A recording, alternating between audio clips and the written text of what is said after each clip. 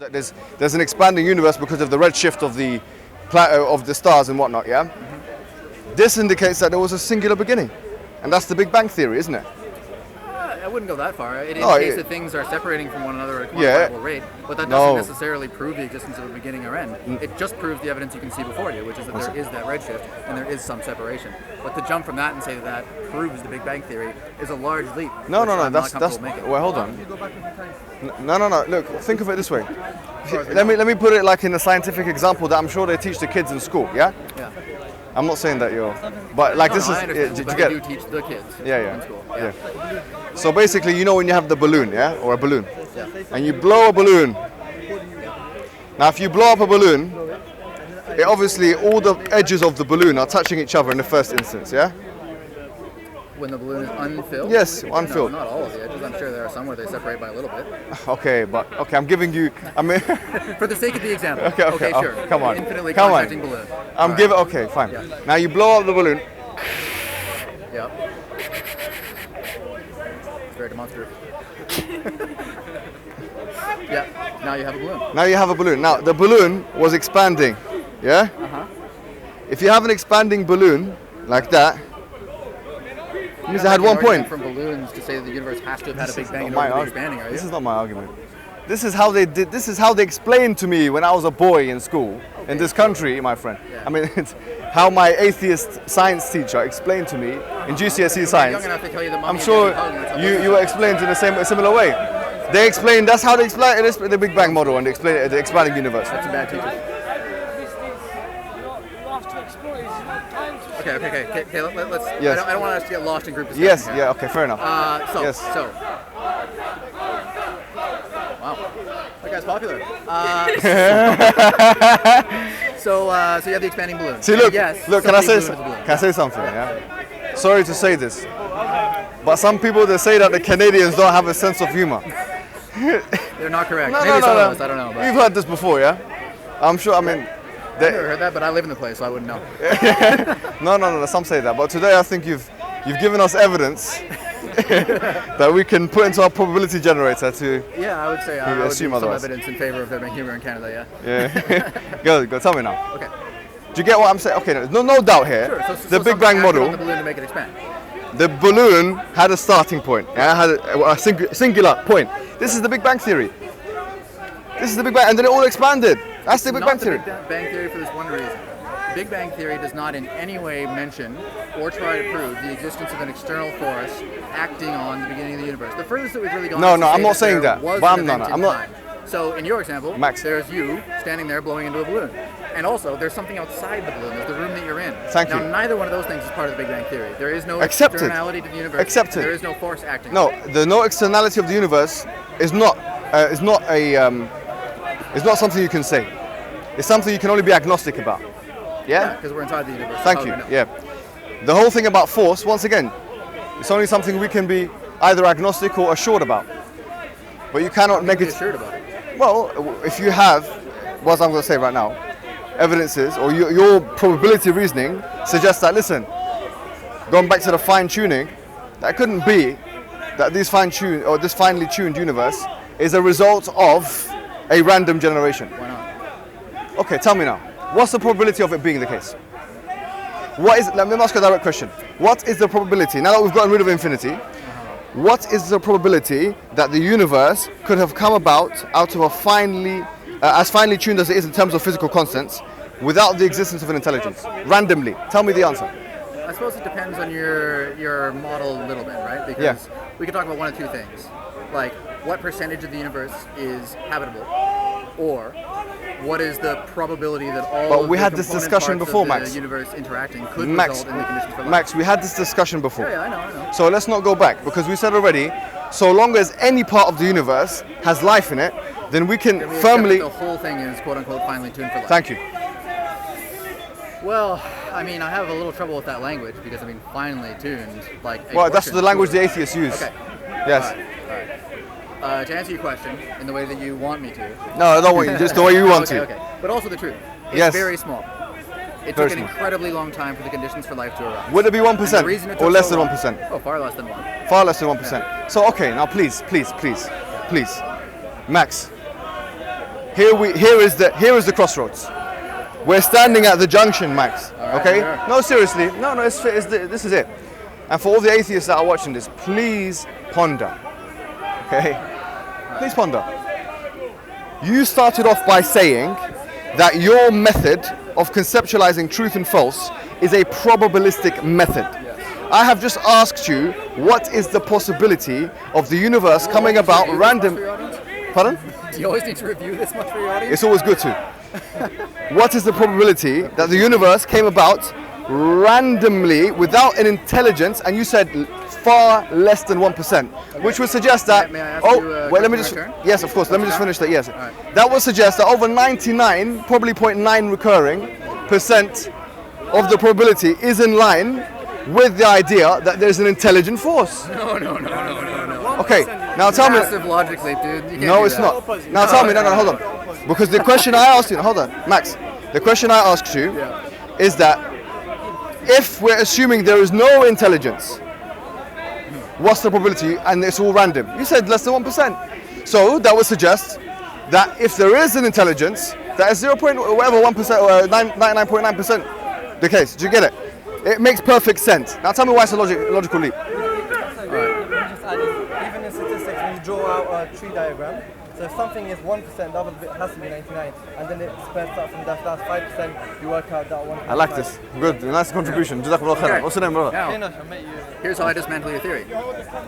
We are standing in the universe where the conditions for life arose. Yeah. So there may be a probabilistic argument to be made that there might have been, an intelligent designer that created the conditions for life, maybe. But we are standing in one in which they did evolve randomly. So now you're talking about the anthropic principle, yeah? Sure. Okay, do you know, even, to be honest with you, yeah? Even Richard Dawkins, you can go online and check Richard Dawkins, yeah? Actually, I'll take that back.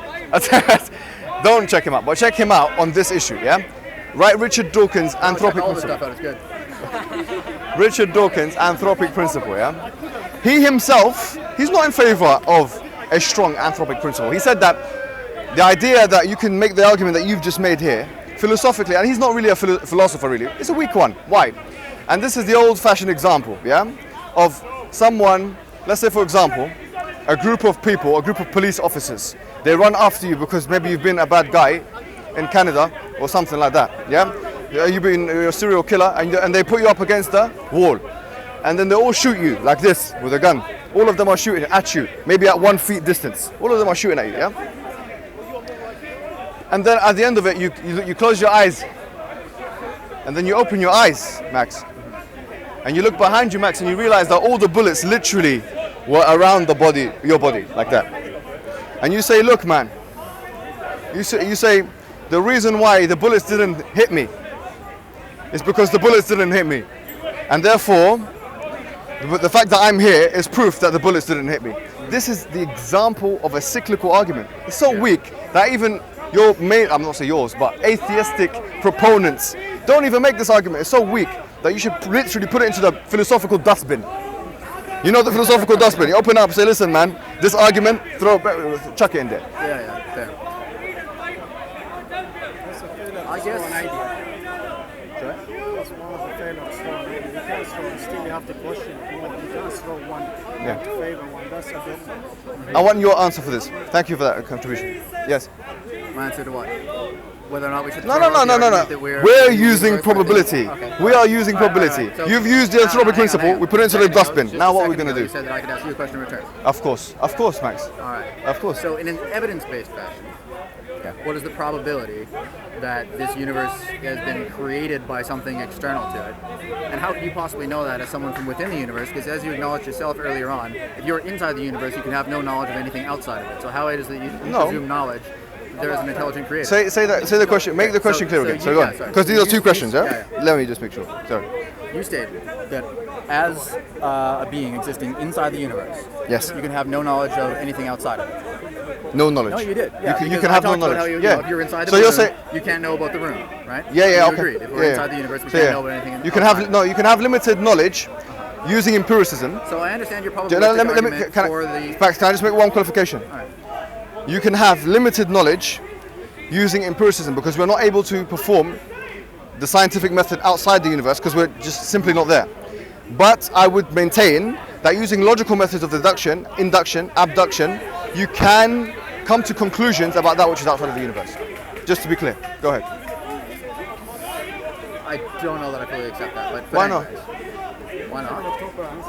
Why not? Yeah, because we're within the universe, right? So Yeah, so what? What does that show? What does that, who cares? we can theorize about things outside of it, but coming to conclusions about things outside of it is a bit presumptuous, don't you think? No. I think that based on the evidences of what's inside, you can make conclusions and deductions about that which must be outside. Okay. Well, I'll admit this. I haven't eaten since breakfast, and I did make a mistake there. I allowed you to trap me in the probabilistic argument, so kudos for that. But I will now ask you my question. What evidence do you have to support the existence of your God that doesn't come from a tome, something written down by other human beings? What evidence do you have? I have not spoken about any here book. now? I know. But you have a belief system that comes from somewhere, and I can fairly confidently assert that you didn't just generate it yourself. Would that be fair to say? I would say, listen. Because if so, you're committing to being part of a belief system that no one else here is. Listen, I'm just saying, you told me here now something about a book or something, yeah? I've not mentioned one religion, nor Christianity or Islam or Judaism or Hinduism. It's the probability of intelligent design, right? That's where you're driving. I'm just talking about some physical realities, okay? Yeah. So I don't know why you've made that point, that red herring, or that straw man argument. And as you've mentioned It's not before, a straw man. of course it's a straw man. Do you know what a straw man is? Okay, a straw man is when you cannot. Vicious comparison. Okay, you've admitted. I'm sorry to put you in the spot like this, but you've admitted Yeah. that I trapped you in the probabilistic argument. Yeah. Yeah. But why should it be a trap? Why don't you just accept the conclusions that we've Well, I reached? guess- so here's something that I did say, and it is on the record. So Yes. you can go back and check if you like. Go on, Max. I said that in reality, my belief system is based on two things: probability and evidence. Sorry, do you mind if I answer this call? Yeah, I do actually. Because this guy's been No, I calling. mind. Okay. All right. Sorry, Max. Well, it's all right, man. But if you want to do this and put me in front of your camera, then you got to stay on message. You're right.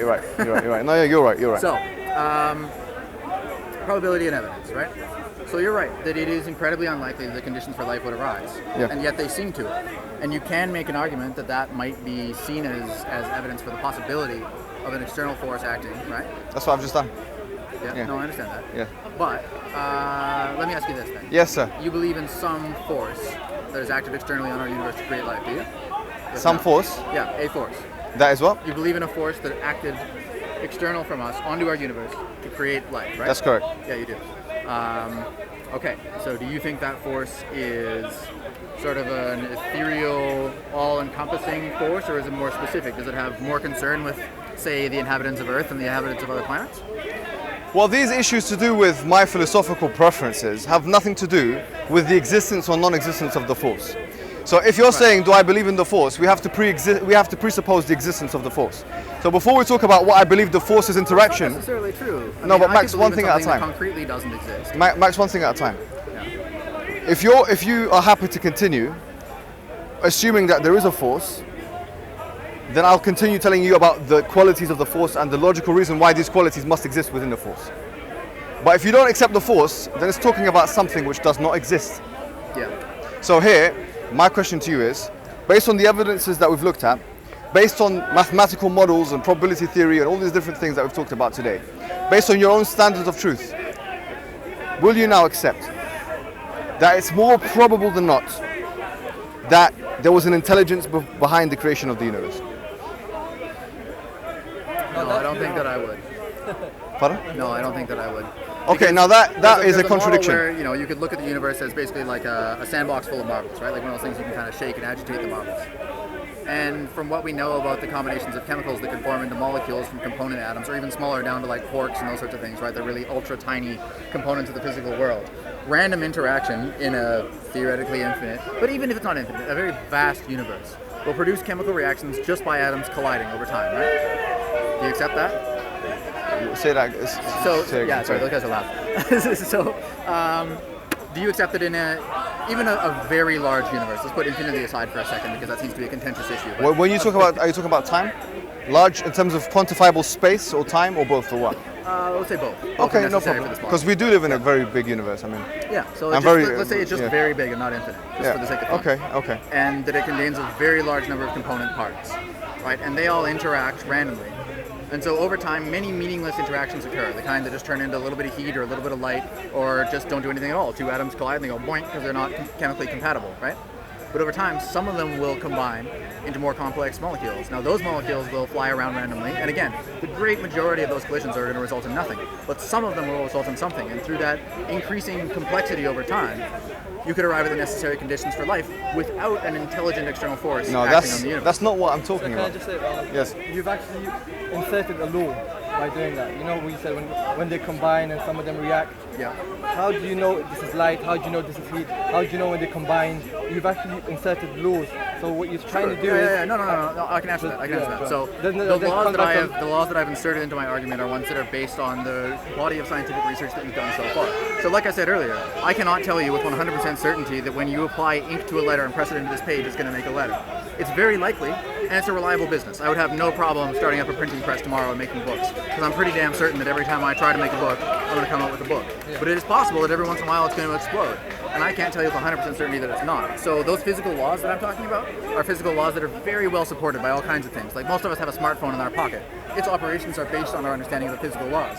Do they sometimes go wrong? Do we have battery fires? Yes, but most of the times the batteries just charge and release energy as they're designed to. So you're right. I did insert some physical laws, yes, but they're very well supported. And by all means, if you can But where disprove did the law? Who gravity is the law? or the availability we don't of want to- carbon to bond with oxygen, then do it. The only thing we really want to do is say that these laws are not random. Where did the laws come from? That's a good question. Because Where did the laws actually come from? Did the laws? Yeah, No, where did the I laws come understand from? you, but Yeah, where did the laws come from? We don't have absolute knowledge of where they came from. Let him answer, It's please. presumptuous. Sorry, I didn't hear what you said because of the. Beyond your understanding. Guys, if you want to debate, you got to do it off camera or later. Not Sorry. that I don't want to hear what you have to say. I do. But... Yeah, go ahead. Sorry. Okay, so laws based on experimentation. Where did they come from? We don't know, but we don't know one way or the other. Like both sides of this debate are in the dark as far as that's concerned. You can't say with certainty it was an intelligent designer. I'm saying I can't that- say with no, but certainty. you can't and say I want to but- be clear. It's very likely that wasn't the case, but I cannot say with 100% Max. certainty. What? Max. Well, This- well, Max, no. all right. No. Let me maybe, tell you maybe. something. Let me tell you something. Philosophically, Yeah. let me tell you something. Philosophically, there is nothing in the whole of philosophy which you can say is incorrigible completely, which means, you know what incorrigible means. Number two, that you could say could be said absolutely with certainty. Yeah, okay. It's all based on likelihood. Thank you. Yeah. This is So now why. back to the probability This is argument, why. Thank you. Honestly, everything's probability. Everything is probability. Now, that is why everything is faith. That's the thing is about atheists and agnostics is that they presuppose that religious people are the only ones who have faith. So they can make themselves feel good about themselves, self-aggrandize in a narcissistic type way, pointing the finger of blame at the backward. I'm not saying that's what you do. Yeah, sure. But the backward religious I said type. agnostic earlier, so you gotta remember that. Not you. I'm not making this just point. those other But atheists. because those other atheists that say, look, you guys believe in the fairy tales of the old and you have no evidences and you have faith and blind faith at that. This is a disingenuous philosophical position. Everyone has some kind of faith. We base the faith on probabilistic type reasoning. Yeah. Today I've shown you and you've come to a conclusion almost, but I don't know why you're not admitting it. The reason is this. That the universe There is is no probabilistically more likely to come from an experiment intelligence that or has ever not. been run so far, and again, open to being proved wrong. There's no experiment that's been run so far that Yes, has sir. proved in any way the acting of a cosmic force upon everything on Earth. This is not the condition you set for us. Let me hold on. Oh, sorry. You have not said in the beginning of this discussion that your standard is a scientific empirical standard. Yeah. You have not said that. Even that's a weaker standard, the probabilistic standard. Because if you use that standard, you can't even prove the existence of mathematics. Do you feel confident getting on a bus? That it's going to roll forward when the driver presses on the gas pedal? Listen, this is what you're saying here has nothing to do with what I'm saying. No, it I'm does. saying It has a lot to do with no, what you're hold saying. on. I'm saying that you have said in the beginning of this That discussion. it's a probabilistic argument, and then I It's a pro- congratulated you on trapping No, me. Yeah. no problem. I'm not trying to trap you, Max. I'm just trying to show you that. You are. For your audience's sake, you are. Listen, if that's Call how a spade a spade. Okay, look. This is about you demonstrating to your audience that theism is a more concretely demonstrable reality than atheism. I think that's part of it. But you know what? part of it. Yeah, definitely Come part. on, that's why you're here. Probably that's the majority that's of the the bulk reason. of why That's the you're bulk. here. Yeah, okay. I take that. I'll not only demonstrate to the audience, but to the interlocutor as well. Yeah. Yeah, sure. So here, I'm saying to you, it seems like you call it a trap. I don't know why you call it. Why are you calling it a trap? Because it was a well-constructed argument, and I didn't think before I spoke, and therefore you got me into a position where I had to admit. Do you know